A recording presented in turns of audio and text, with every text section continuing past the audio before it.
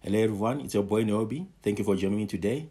We're going to be discussing the closure of EA Black Panther game, which is not the only game that EA Studios has closed this year. Let's look at this IGN article.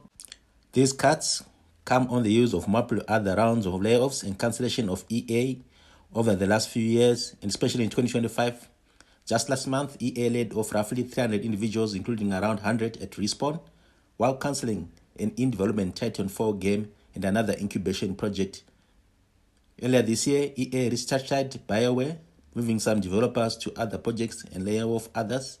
In 2024, there was a massive restructuring at EA that resulted in 670 workers laid off company-wide, including around 24 workers at Respawn, and in 2023, 50 jobs were cut at BioWare and an unknown number were cut at Codemasters.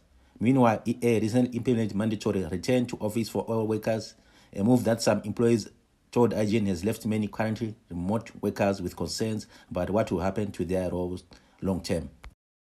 So, these layoffs are going to continue in the gaming industry. So what makes this is what the lead developer for Black Panther said in 2024. Listen to this.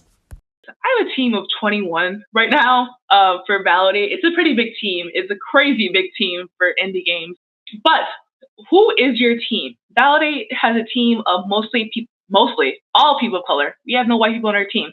I did that because I wanted to create a safe environment. And I know the best way for an environment to be safe is to be around people who are just like me. And I'm not saying that white people in the industry are creating unsafe environments. I'm not saying that. That is not what I'm saying. I am saying that sometimes it is hard to work with white people because they think that something may be okay, but it was really a microaggression. And no one wants to deal with that while they're trying to make a game that they love. So, you heard it, people. Personally, I think the reason why they closed this studio or this game early is because of these statements, and the EA was afraid for being sued. As you know, so when Trump came into power now, he made some things illegal, like DEI in company. That's why some of these big studios are now backing off of DEI because it put them in trouble.